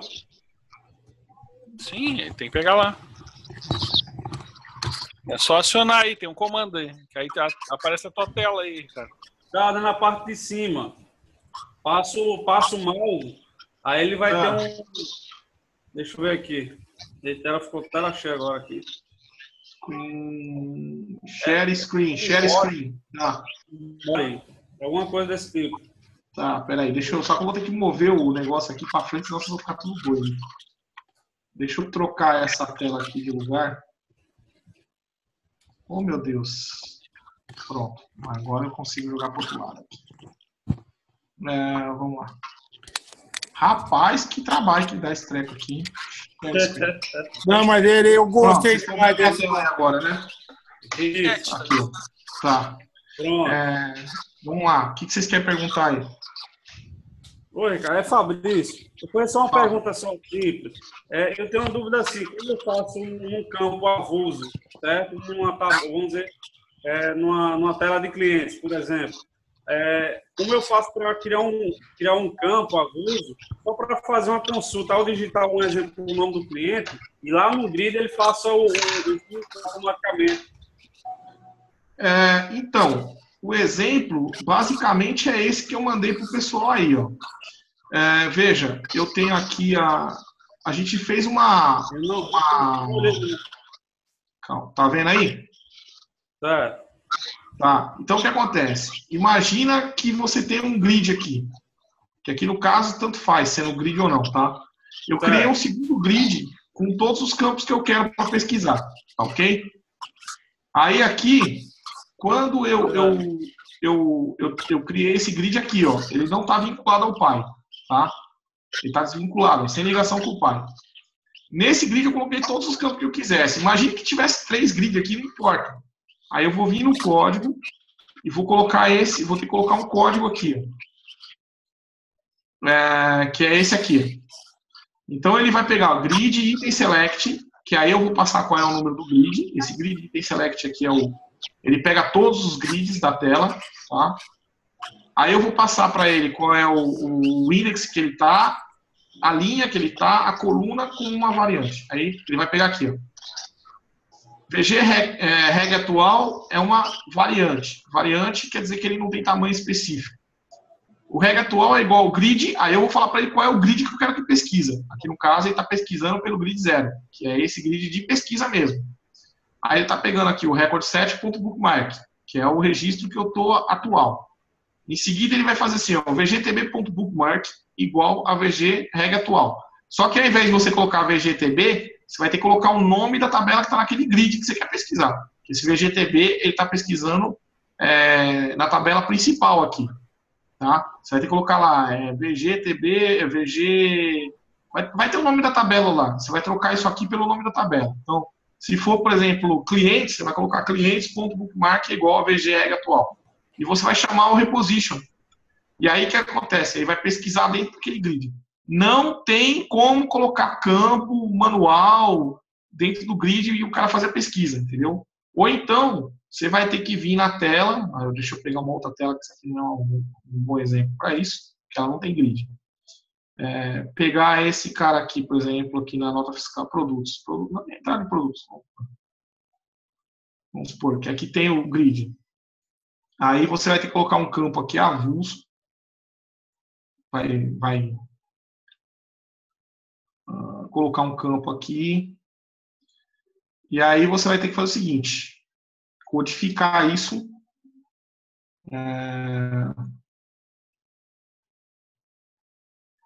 vai ter que codificar esse cara, primeiro dar um nome para ele, né? Vamos dar um nome para ele, nome controle, txt, pesquisa. Aí aqui você vai fazer assim. Cadê o código? Deixa eu vir lá para o fundo. Aí você vai vir aqui e fazer assim.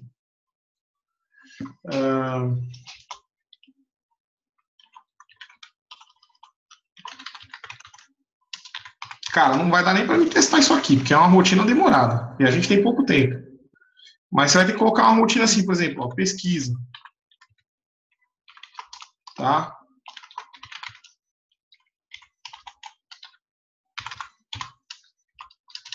Aí você vai fazer assim, grid 0 ponto, sei lá, aí tem que pegar column value, aí o nome do campo, código do cliente, é igual ou dar o ptab, tem várias metodologias. Aí você vai pegar aqui, ó, txt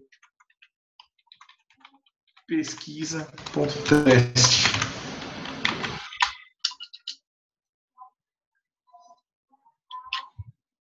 Aqui no caso não vai dar certo isso aqui não, tem que ser assim. Vai ter que ser o ptab mesmo.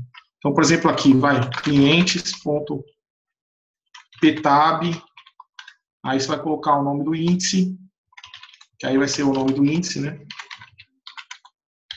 O índice. O campo que você vai pesquisar, então, o campo, por exemplo, o código do cliente e o valor.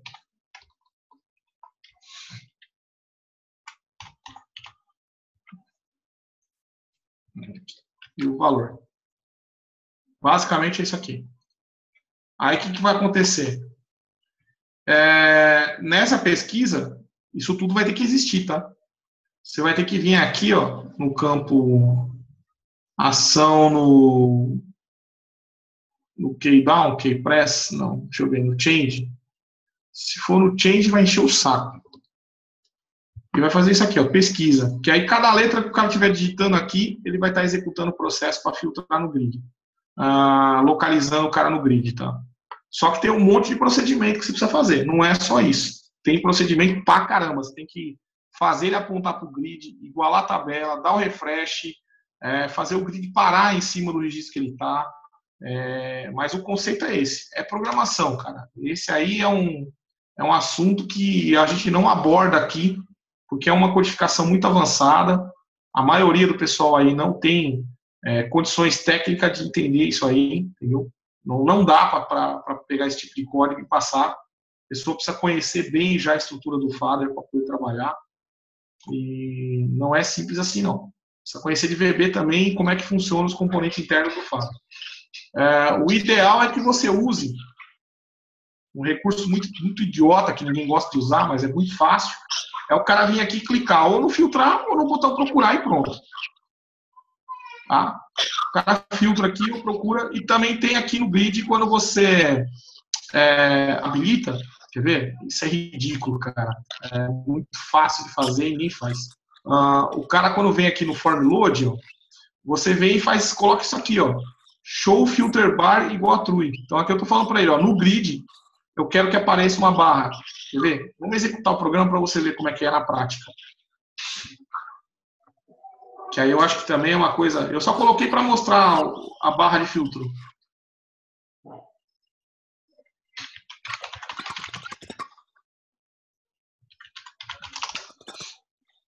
Então vamos lá. Produto, faturamento, nota de entrada. Para servir de base. Tá vendo aqui, ó? A barra amarela? Quando tem a barra de filtro, essa barra amarela aqui é só você digitar que ele vai filtrar. É a mesma coisa do que eu vim aqui, por exemplo, no produtos, que não tem a barra, igual aqui, ó, tem a barra, tá vendo? Eu vou vir aqui e vou digitar, ó, 10. Olha lá, ele já trouxe. Então, se você habilitar essa barra pro cara, você não precisa fazer manobra nenhuma. Ele mesmo digita onde ele quiser, ele pesquisa. Entendeu? Eu quero que for só NF de saída. Então, o cara vem aqui, coloca NF, pronto, já apareceu. E isso vai aparecer 50 mil itens. É muito ridículo isso, cara, e muito funcional. Entendeu? É muito ridículo, porque é só você... Ou o cara clica aqui com o botão direito e vem e coloca aqui assim, ó, barra de filtro. Isso aqui ele habilita ou desabilita. Para ele não ter que fazer isso aqui, ó, eu fui e coloquei esse código. Eu coloquei esse código no Fader aqui, ó. Eu coloquei esse código aqui, que é o que faz isso. Grid 0, show filter bar igual a true. Pronto. Quando ele estiver abrindo, ele já põe a barra de filtro pro cara. Aí não tem injeção de saco, não tem problema. Muito simples. Não precisa colocar campo avulso, não precisa colocar nada. É só habilitar essa barra de filtro aqui, que é esse comandinho bem simples aqui, ó. Aí é claro, né? Se você tiver mais de um grid 1, grid 2, grid 3, assim por diante. Ok? Então nessa parte aí é mais tranquilo. Alguém tem uma próxima pergunta aí? Ricardo. Quem está falando? Ernesto. Nessa parte de grid também é o seguinte, eu queria saber se eu tenho um grid lá, por exemplo, com 5 colunas, né? E aí eu vou colocar uma condição dentro do meu sistema de que, tipo assim, se for o supervisor, ele pode ver a coluna total, por exemplo, entendeu? Se ele não for, aquela coluna não aparece para o outro usuário. Eu tenho condições de fazer sumir, fazer uma coluna em função de uma condição? Tem, né? Só que assim, isso não vai mudar de acordo com da maneira como você está pensando, tá? O que acontece? Quando você vem aqui no grid, eu vou pegar um grid qualquer aqui só para você entender. Quando eu venho aqui no grid e eu dou F4, eu tenho aqui, ó, visível. Cadê visível? Visível. Então, o que acontece? Deixa eu ver se... Não, mas esse visível vai sumir todo o grid, não vai sumir um campo. Não, peraí. Visível o campo todo, porque ele serve para todos os campos. Peraí. Ele tem, cadê o coluna visível aqui? Ele tem um jeito de você colocar a condição na coluna. Fica lá no final. Deixa eu ver. Fica no parâmetro ocultar coluna. Isso. Ocultar coluna. Coluna atual. Cadê ocultar coluna, Jesus? Tá pra cima, não tá não? Aqui, ó. Ocultar coluna. Tá vendo aqui, ó? Ocultar coluna? Ele tem assim, sim ou não, que é o padrão, ou uma condição. E aí você pode montar a condição. Entendi. Aí você pode montar a condição, tá? Aí você pode montar a condição, montar a expressão aqui, ó. Qual é a condição? Aí você quer que, por exemplo, o supervisor, seja autorização do supervisor, que aqui no caso a autorização ele vai pedir a tela. Aí, ó, ele vai pedir a tela, usar a tela de login padrão. Ele vai pedir senha. Se o cara tiver a senha, a coluna vai ser ocultada. Se o cara não tiver a senha, quer dizer, se ele digitar a senha certa e ele tiver autorização, ele vai aparecer a coluna. Caso contrário, a coluna vai ficar escondida. Se não tiver a senha, ele vai cancelar e a coluna vai ficar escondida. Tá? Então, ali para esse caso. Agora, você tem também aqui, ó, nessa mesma condição, essa mesma expressão de condição, você tem aqui a questão em tabela, né? Que você pode verificar numa tabela se ela tem a permissão ou não, ou um campo qualquer, né? Botar uma condição qualquer aqui, se um parâmetro, né? Se ele tem a questão que você quer, tá? E essa autorização aqui, ele vai colocar para pedir a senha, cara. Infelizmente, não dá para, deixa eu ver se, eu não sei se dá para tirar essa tela aqui de login. Ele coloca login padrão, tela de autorização opcional. Você pode arrancar aqui e colocar, ó, o cara é gerente. Então, gerente, aí você coloca aqui, eu tinha colocado um 0 antes, né? Ó, pega a autorização gerente. Então, não tem jeito, ele vai, ou, é isso mesmo, pega a autorização gerente. Perdão, fiz merda. Já lembrei, aqui, ó. Cadê o F5 aqui, Jesus? Não abre o F5 na condição. Caraca! VG, PW, usuário, igual supervisor. Mas aí você tem, no caso, ele tem uma propriedade aqui certinha para isso, cara. Acho que é aqui direto. É aqui direto, aqui é F5. Ele tem aqui, ó, permissão. Lá. Ele está aqui, constantes, variáveis. VG, PW, usuário. Não, eu não quero fazer por esse caminho, não. Não. Ele tem aqui, ó. Ele tem aqui a condição. Só precisa achar o nome do cara. É VG permitido alguma coisa. Mas né, no caso VG, permissão, e a permissão que eu determinei lá... Isso, é VG, permissão, o nome do cara. Não está aparecendo aqui, mas ele tem essa função. VG, permissão, gerente. Isso, VG, permissão, gerente. Exatamente. Aí você pode colocar direto ali, VG, permissão... ele não vai aparecer aqui. Mas ele, em alguns casos ele aparece, em outros não. Aí você vem e coloca aqui, ó, VG, expressão. VG, permissão, gerente. Pronto. Eu acho. VG, permissão, gerente. Ele retorna true e false já. É isso aí, ó. O cara é gerente. É que aqui ele tá falando pega autorização, não é a pega autorização que eu quero. Não é a pega autorização, eu quero direto a F5. Mas é isso aí, ele tem a função aqui que é VG, pega VG, permissão, gerente, e aí ele captura essa função aqui. VG, permissão, gerente. Já era. Aí essa é a condição, e aí a expressão de pré-validação você vai retornar sim, né? Você vai retornar o sim ou não. Você tem que retornar aqui, no caso, sim, ou 1 ou 0, não sei como é que tá lá. Não, mas a própria variável, ela é booleana, ela retorna falso ou true. Ela já É. retorna a própria variável. Você não precisa nem É de porque- condição, é só você jogar lá direto. A condição, no caso, seria para o usuário, né? O usuário Se- tem aquela condição habilitada. Se o usuário quiser pegar por senha, aí ele tem que pôr aquela condição lá do pegar por senha. Caso contrário, é só ali mesmo que você coloca na condição. Precisa testar, Ernesto. Isso aí é recurso novo e isso aí é interessante para você testar. Legal. Não testei, mas tem sim, que eu já fiz isso em outras. Eu tenho uma situação, eu só queria que aparecesse aqui para você ver qual é a variável certinha. Mas não está aparecendo. Não estou entendendo por que não está aparecendo, mas não está aparecendo. Ou eu tenho, né? Porque senão não aparecia lá. Infelizmente, às vezes aparece, às vezes não aparece. Nossa, que doido. Mas tem sim, é aquilo lá mesmo. Aqui são os campos, aqui. Não, é isso mesmo. Em cima do nome que ele ordena. Hã? Dá um clique em cima do nome que ele classifica. Em cima do nome. Ah, tá, da propriedade, né? Aí ele classifica. Vou pegar aqui, ó, esse caso, F5.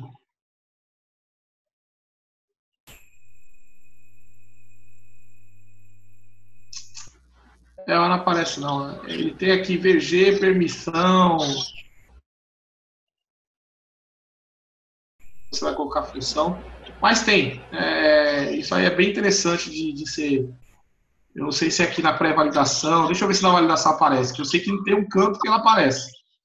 Eu acho que é na validação que ele é bem claro isso aí. Pré-validação.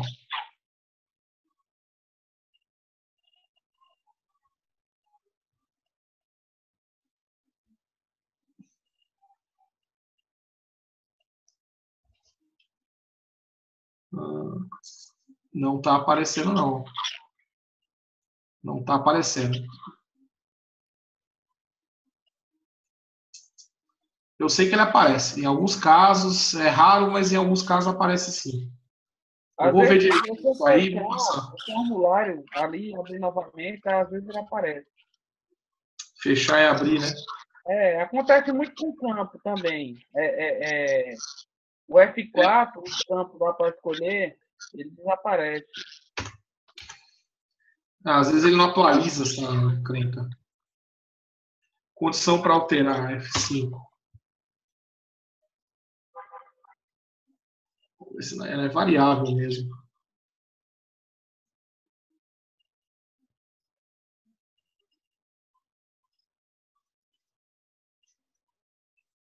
Infelizmente tem hora que, cara, a gente tem que batalhar aí para saber o que está acontecendo.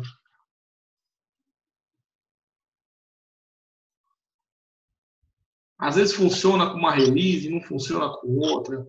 Às vezes você tem que fechar, abrir 5 vezes aqui o negócio. Bem-vindo a SSI, então. É a carta de boas-vindas. Você chora, cara. Mas você sabe que tudo isso aí é coisa antiga pra caramba, que a gente já pediu pra resolver, os caras resolvem, depois esquecem, aí volta o problema, e, cara, enche o saco isso aí, né? O nome do projeto que aparecia na barra de suas tarefas sumiu também. Tinha um monte de coisa aí que foi tirando, colocando. Mas enfim, tem lá, VG permissão, e aí tem o nome permitido, VG permissão e o nome do título que você coloca lá na condição, né? Que você define aqui na manutenção de senhas aqui, ó. Esses títulos aqui que você aparece aqui, lá ele cria esse permitido. Às vezes ele pede para você gerar o projeto, e aí ele volta, você fecha, volta, aí aparece, é umas coisas meio doidas. Mas enfim, tem esse recurso aí. Alguma pergunta aí diferente? Pra gente encerrar, que eu tô sem jantar. Ô, Ricardo. Ricardo, Ernesto, de novo. Desculpa eu ficar insistindo nisso, mas você tem como colocar aí a telinha do do instalador aí? Pelo menos dentro de um programa teu aí qualquer? Ô, Ernesto, eu até tenho. O problema é o seguinte, é que eu não tenho aqui Não, eu sei, é que assim, como eu formatei essa máquina, eu ainda não coloquei tudo nela. Eu terminei de instalar essa máquina aqui ontem. Não, mas eu não coloquei tudo nela. Eu queria... Não, eu sei. Entender. Só habilita aí o gerador, por favor. Tá. Tá habilitado, não tá? Tá. Coloca arquivos adicionais. Coloca qualquer arquivo aí. Coloquei aqui fontes. Olha, você pode ver onde que está escrito fonte, aí você está colocando ali nessa descrição, dentro da instalação. Clica aí. Tá vendo? Pode colocar aí dentro do diretório de aplicação. Isso. Certo. Olha o que aconteceu embaixo aí na instrução app com barra. Você está vendo? Essa barra não pode existir por causa que o script, o que ele faz aí? No lugar de ele colocar o app dizendo que aquele arquivo vai virar no app, lá no script do hino lá, entendeu? Ele coloca entre aspas e o barra, entendeu? Então, aí o que acontece? Essa linha de instrução não funciona, porque ela está errada. Ela dá erro, você não consegue... Mas aí, beleza, você está me explicando isso agora. Agora, o que acontece? Eu preciso de uma explicação. Essa tela aqui, pega essa tela, bate uma imagem e anota um círculo vermelho aqui, ó, e manda lá para o helpdesk para me passar para o pessoal para corrigir. Explicando o problema. Eu não tenho o Fader 3. Então eu não tenho mais acesso a isso. Ou seja, no Fader 3, manda para mim que eu tenho o acesso, aí eu posto lá. Porque eu preciso disso aí lá no helpdesk, cara. Eu não consigo criar ticket no helpdesk, você acredita um negócio desse? Com quem que eu tô falando? O Thiago. Ô, Thiago, é você que tem que passar? Eu tenho, meu amigo. Manda pra mim que eu mando lá na bagaça. Tá bom. Você tá entendendo? Então, o que acontece? Entendi. Ele coloca um valor inválido. Ele fala que ele não consegue, na hora que você gera a instalação, na hora que você vai executar a instalação, ele fala, eu não consigo fazer nada com esse arquivo. Aí fica aquele negócio, ignora ou cancela, entendeu? Aí você vai dando ignorar, ele alguma coisa, aqueles arquivos que você precisa, ele não instala. Tanto faz você mandar colocar no sistema, você colocar em qualquer lugar, ele não funciona. Ernesto, eu entendi. Você gera o script pelo próprio gerador do Fader. Isso. E você pega o ES2, que é um utilitário excelente para o Windows Setup. E você faz tudo lá, tá entendendo? Eu tenho uma aplicação... Ele tá colocando essa porcaria dessa barra aqui. Firebird. Mas também se você, mas aí, se você apagar a barra e salvar, ele vai. Não, aí o que acontece? No script, ele coloca entre parênteses. Entendeu? Ele coloca entre parênteses, ele não coloca ele normal assim, ou app normal. Se você pegar, por exemplo, alguma coisa que o GAS geral normal, ele vai colocar app normal, entendeu? Entre colchetes, entre parênteses aí. Assim, sem a barra. Mas se você salvar... Não, ele vai colocar assim, desse jeito que está aí. Só que quando você coloca isso em algum arquivo, vamos dizer, adicional, o que ele faz? Ele coloca isso daí entre aspas. Entendeu? Ele coloca essa coisa entre aspas. E aí o script não reconhece. Isso aí pode ser uma falha. Aí eu vou verificar lá vou verificar o script gerado, que faz tempo que eu não gerei script. Eu vou gerar esse script aí, vou fazer um teste com arquivo adicional, já tem aqui a fonte. Eu vou verificar pelo Windows Setup, se ele realmente der erro no Windows Setup, eu vou passar para os caras. Falar, tá dando pau nesse instalador, nessa parte aqui. Entendeu? Só preciso do quê? De uma imagem para mim poder explicar para os caras que é essa porcaria dessa barra. E quando é arquivo externo, ele no script... E, na verdade, essa barra é obrigatório ter. Não tem. Não pode ter. Não pode ter. Não, pode sim. Pode sim. O instalador que está jogando essa barra entre aspas, tá entendendo? O gerador de script. Mas tem que ter essa barra. Eu uso essa barra no Setup e no HC Maker do Render. Os dois eu utilizo. Bom, olha, só sei como funciona. Não, eu faço o teste. Vou passar para você. O teste só que amanhã, e aí eu dou um grito lá com o Danilo. Tá bom. Aí eu dou um grito com o Danilo lá. Das dúvidas, Ernesto, passa a imagem para mim, tá entendendo? Prepara aí, tudo. Se você puder documentar, vou mandar até o script gerado e a imagem lá, como é que tá lá. Tudo. Isso. Aí eu vou instalar o Windows Setup aqui que eu ainda não instalei e faço o teste. Você me manda, tá entendendo? O script e tudinho, que lá eu pego esse script e anexo lá no helpdesk, sem nenhum problema. Ok. É isso aí. Beleza? Obrigado, então. Bom, galera, então, por enquanto é isso aí. Aí a gente vai se falando. A semana que vem a gente vai ter a última parte. A gente faz a instalação do SQL Server, gera o script do banco em SQL Server e executa. Só que aí eu vou instalar o SQL Server ao vivo. Tá? Ok. Então, vai ser em cima disso. Para a gente poder resolver essa parte aí do SQL Server e deixar tudo certinho. Porque dá um trabalhinho mais ou menos de instalar o SQL Server se você não fizer do jeito certo. E aí tem umas dicasinhas ali para passar para vocês que eu acho bem interessante. Vídeo que o Flávio, lá da FAD Online, ele colocou lá como instalar, configurar SQL Server, restaurar backup, N situações. E é bem bacana essa videoaula dele, que ele explica tudo bem detalhado, como liberar a porta. Eu acho que no G20 tem isso aí, né? Tem o instalador. Nos vídeos do G20 tem a instalação do SQL Server. Tem bem detalhado, inclusive. Nos vídeos do Gás Web, que ele fazia tudo manual. Então, o G20 é de Java automático, já cria instância, tudo automático. Eu sei que algum lá tinha.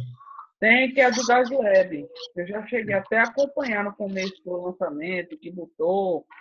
E eu acho que era até tem um cara que trabalha na SSI, que ele é de fora, do estrangeiro, estava meio enrolado.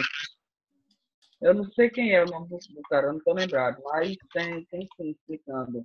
Agora, o bom dessa videoaula do Flávio é que ele explica bem detalhado como funciona com o Fader, tá entendendo? Como é a configuração, todinha, libera a porta, tudo, é bem interessante. Também, né? Se você puder aproveitar, né? Assim você já tem. Se você puder até fazer o vídeo, Ricardo, fica até mais fácil.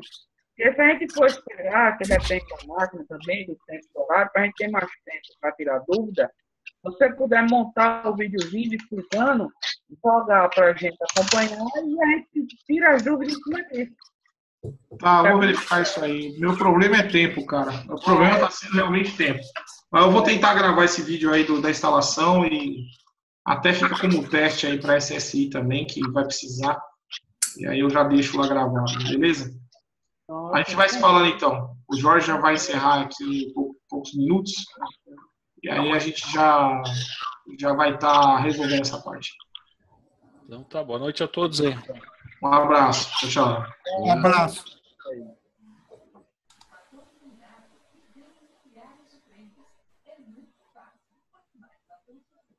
Mais chances de ganhar.